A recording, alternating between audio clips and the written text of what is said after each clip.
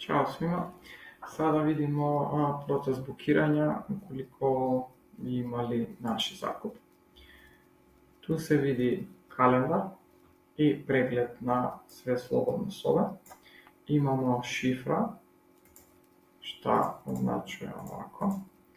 Zeleno je slobodno, je jako proces bukiranja. Imamo zadržane sobe za koje nismo uzeli uplata i imamo celosno isplaćene i gdje smo uzeli samo avans. Zato se boje razlikuju. Evo, ova boja znači da je plaćeno celosno, kao što kaže tu, a ova boja znači da je rezervisano samo sa avansom. Pregled na financije imamo i dalje ovo drugi dio od meni.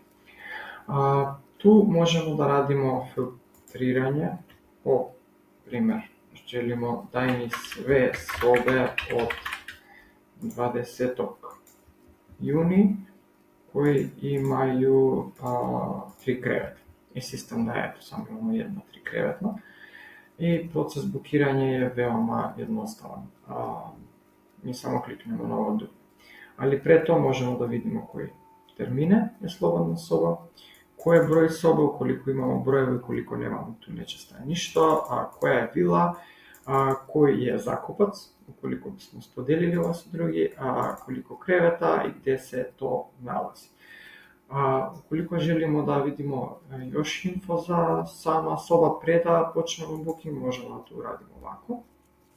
I tu sistem nama pokaže da je 3 krevetna studio sa single francuski leže, ili možemo da uradimo ovako, da vidimo tačno gdje je vila na lokaciji.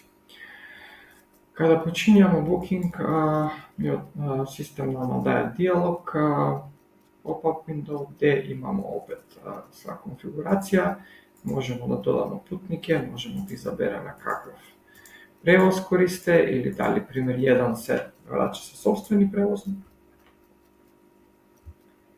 Način plaćanja, primjer kartica, sledimo kurs tokom dana u eura, ostatak zaduženja u dinarima i kažemo što imamo 10.000 dinari uplata kako avans. Ovo broj načinje, broj dana i tako dalje treba nama za CIS. Da kada šaljemo info, idemo sljedeći korak. Tu ukoliko znamo bus, biramo bus, a ukoliko nemamo bus, ovo ne treba nama. Možemo da izaberemo postojeći putnik i da biramo neki ili i sistem nama piše sve info za taj putnik koji smo pre imali, ili možemo da unosimo novi putnik i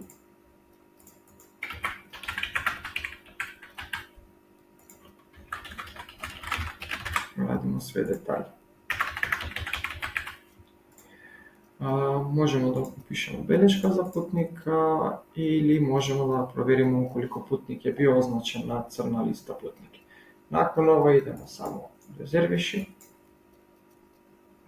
Sistem nama generiše ugovor za putovanje i priznanicu.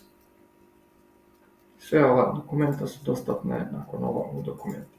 I evo, soba je sada zatvorena. To je najkratko kako traje booking proces, kako je jednostavno.